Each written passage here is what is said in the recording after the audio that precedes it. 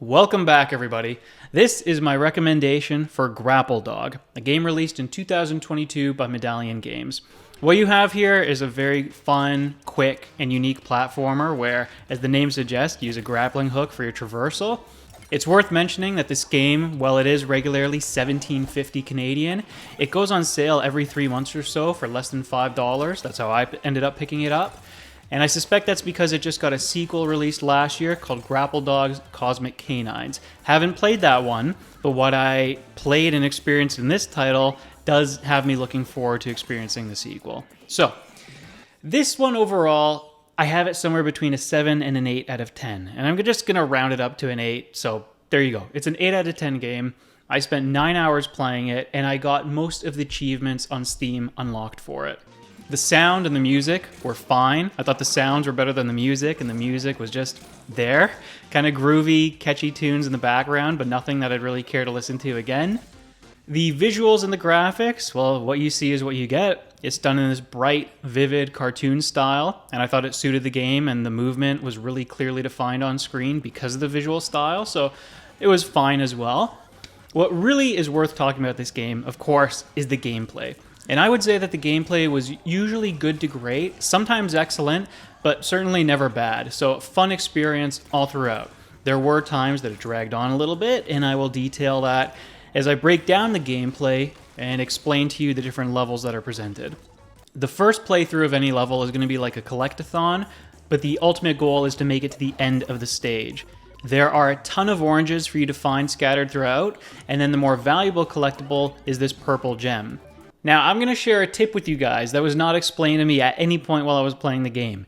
You have to have a certain number of purple gems collected in order to unlock the final boss. Would have been nice to know that while I was playing, but you know what? Going back and with the skills and the practice that you have at the end of your playthrough and just trying to 100% some of those earlier levels is a lot of fun and is very easy. I will say there is a significant difference between aiming for 100% collection and just trying to get to the end of any level. Like there's a difference of 5+ minutes per any level. Some of the longer levels and the more challenging ones in the later worlds took me somewhere around 10 to 15 minutes. Not even trying to get 100%, but just trying to be as thorough as possible. I forgot to mention that there's one more collectible hidden in some of these levels, and that is this blue gem with a B for bonus, and it unlocks a bonus stage. And these bonus stages are going to be necessary for you to, again, get those minimum number of purple gems required to beat the game. The bonus stages are really fun, so I do recommend doing them and trying out a few of them. They come in 3 different types from what I experienced. One is a time trial, just a race to the end. The other is killing X number of enemies in a certain amount of time. So another time trial of sorts, but with a different objective. And then the third one is a collection based. So you're trying to get all the oranges before time expires. Okay, so they're all time trials, but they all have different objectives. Race to the end, kill all the enemies, and collect all the oranges. And again, I enjoyed the variety in that these were really short and to the point. After you complete a level normally, you unlock the option to do a time trial for it. And this was another thing that I greatly enjoyed about the game, because there's 2 different ways of playing it. There's slow, taking your time, being thorough, like I mentioned, to try to get all of the collectibles. But then there's just breezing through and abusing the grappling mechanics to pick up speed, to jump on enemies' heads, and to just see how fast you can go. So I really like that the game supported both play styles.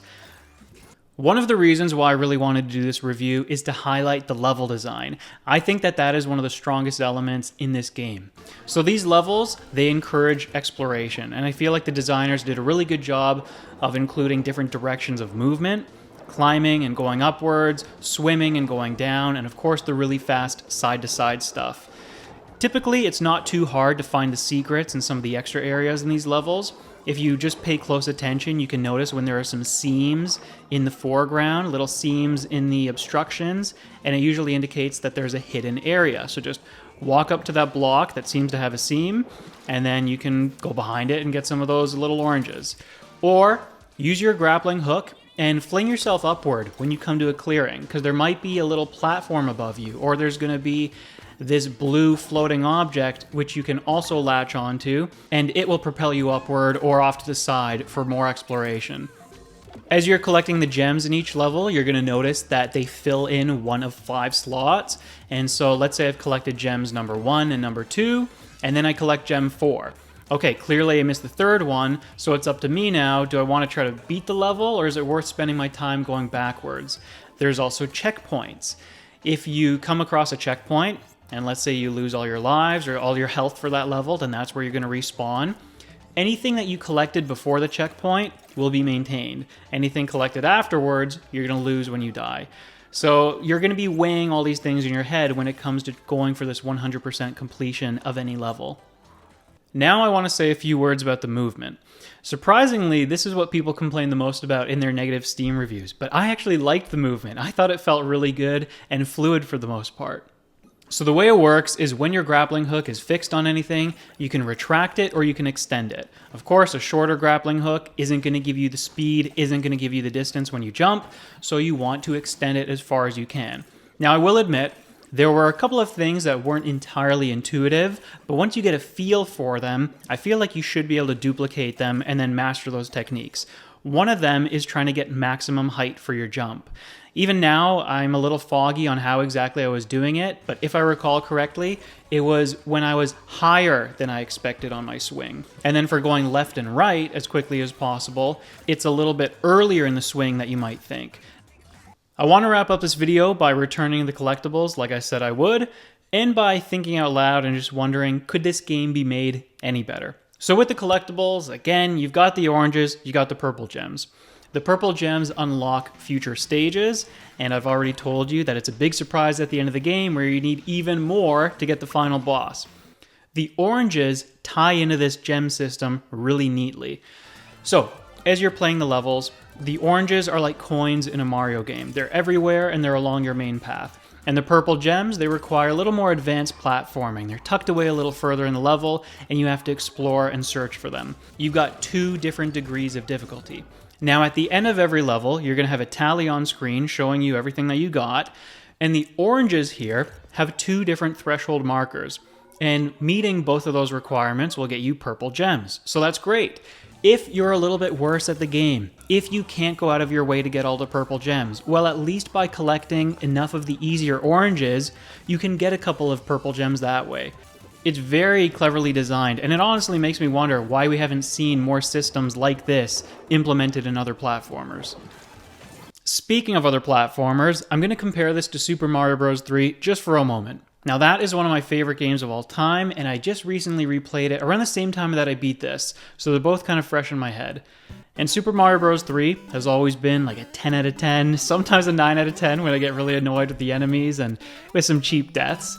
But they are different designs at their core.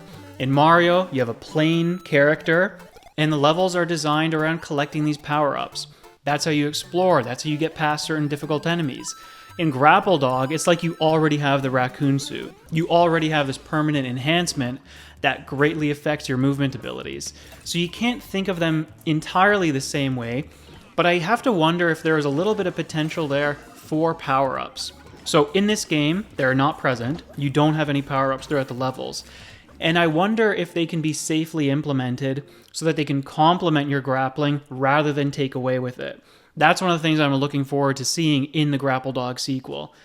Then there's some minor things. Would they really help? Better music, a little more enemy variety? We'll see. Hopefully, I've talked enough about the game to get you to play it. You can buy it when it's on sale, or at least take a look at the series. Maybe you want to skip this first one if you're only interested in playing one and not both, and you're going to jump into the sequel. Regardless, I'm happy to have talked about this game. I'm happy to have shone some more light on it, and I hope that you guys are looking forward to playing it as well. So that's it. Thanks everybody for watching. See you in the next one. Bye-bye.